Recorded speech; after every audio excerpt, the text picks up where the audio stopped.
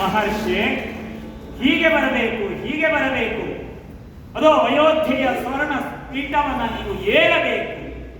ಈ ಬಗೆಯಲ್ಲಿ ರಾಮಚಂದ್ರ ಆ ಕಾಲಪುರುಷನನ್ನ ಎದುರುಗೊಳ್ಳುತ್ತಾ ಇದ್ರೆ ರಾಮನ ಪಾದಗಳಿಗೆ ಆ ಕಾಲಪುರುಷನೂ ಎರಗುತ್ತಾನೆ. ಇಬ್ಬರ ನಡುವೆ ಕುಶಲ ಸಮಾಚಾರ ನಡೆಯುತ್ತಿರುವಾಗಲೇ ರಾಮಚಂದ್ರ ಕಾಲಪುರುಷನನ್ನ ಪ್ರಶ್ನೆ ಮಾಡುತ್ತಾನೆ. ಕಾಮವೇನದು ಯಾವ ಬಯಕೆಯಿಂದ ದೂರದ ಅರಣ್ಯದ ಪ್ರದೇಶದಿಂದ ಅಯೋಧ್ಯೆಯವರೆಗೆ ನೀವು ಪಾದವನ್ನ ಬೆಳೆಸಿದ್ದೀರಿ, ಹೇಳುವವರಾಗಬೇಕು. ಅತ್ಯಂತ ವಿನಯದಿಂದ ರಾಮಚಂದ್ರ ನುಡಿತಾ ಇದ್ರೆ ರಾಮನ ಮಾತೆ ಹಾಗೆ. ಜಗತ್ತಿನಲ್ಲಿ ವಿಶಿಷ್ಟವಾದ ಗುಣ ಸ್ವಭಾವವನ್ನು ಹೊಂದಿದವನು ರಾಮಚಂದ್ರ. ವಾಲ್ಮೀಕಿ ಮಹರ್ಷಿಗಳು ರಾಮನನ್ನ ಸ್ತುತಿಸುವಾಗ ರಾಮನಿಗೆ ಕೊಟ್ಟಂತ ವಿಶೇಷಣ ಸ್ಮಿತ ಪೂರ್ವಾಭಿಭಾಷಿ. ಮೊದಲು ಮುಗುಳು ನಗುತ್ತಾನೆ, ಮೊದಲು ತಾನು ಮಾತನಾಡುತ್ತಾನೆ. ಆತ ಮಾತನಾಡಲಿ, ಆತ ನಗಾಡಲಿ ಎಂದು ಕಾಯುವವನಲ್ಲ.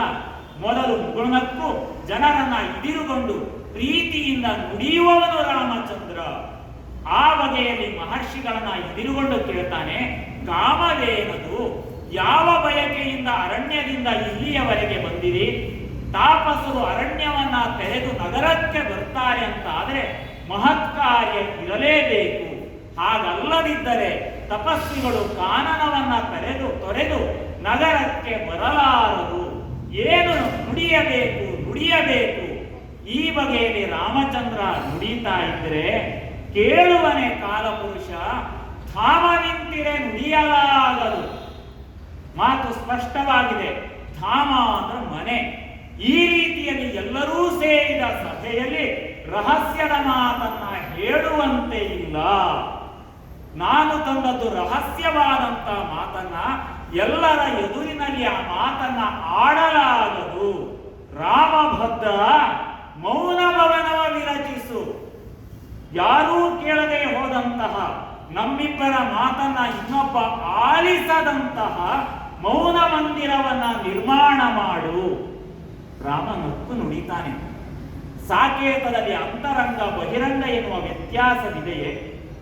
ರಾಮನು ಆಳುತ್ತಾ ಇರುವಂತಹ ಕಾಲದಲ್ಲಿ ರಾಮನ ರಹಸ್ಯದ ಮಾತನ್ನ ಕಿವಿಗೊಟ್ಟು ಕೇಳತಕ್ಕಂತಹ ಚಂಚಲ ಸ್ವಭಾವದವರು ಅಯೋಧ್ಯೆಯಲ್ಲಿ ಇದ್ದಾರೆ. ಕಾಲಪುರುಷ ಕೇಳಲಾರ. ರಾಮಚಂದ್ರ ಇದ್ದಾರೋ ಇಲ್ಲವೋ ಎನ್ನುವ ಪ್ರಶ್ನೆ ಅಲ್ಲ, ಇದು ರಹಸ್ಯವಾದ ಮಾತು. ಆದ್ದರಿಂದ ಮೌನ ಭವನವ ವಿರಚಿಸು. ಇದು ಆದೇಶವೂ ಹೌದು. ಮೌನ ಭವನವನ್ನ ವಿರಚಿಸುವುದು ಮಾತ್ರ ಅಲ್ಲ, ನಿಯಮದಿಂದ ಅದನ್ನು ಕಾಯುವವನೊಬ್ಬ ಬೇಕು. ನಿಷ್ಠೆಯಿಂದ ಕಾಯತಕ್ಕಂಥ ವ್ಯಕ್ತಿ ಬೇಕು. ಭೀಮಕಾಯದ ಯಾರಾದರೂ ರಹಸ್ಯ ಭವನವನ್ನ ಭೇದಿಸಿ ಒಳಗಡೆಗೆ ಬರುತ್ತೇನೆ ಅಂತ ಹೊರಟರೆ ತಡೆಯುವ ಶಕ್ತಿಯನ್ನ ಹೊಂದಿದಂತ ಒಬ್ಬ ವ್ಯಕ್ತಿಯನ್ನ ಆ ಮಂತ್ರಭವನದ ದ್ವಾರದಲ್ಲಿ ನಿಯಮಿಸು. ಈ ಬಗೆಯಲ್ಲಿ ಆದೇಶವನ್ನ ಮಾಡಿ ಮಾತನ್ನ ಮುಂದುವರಿಸ್ತಾನೆ ಕಾಲಪುರುಷ.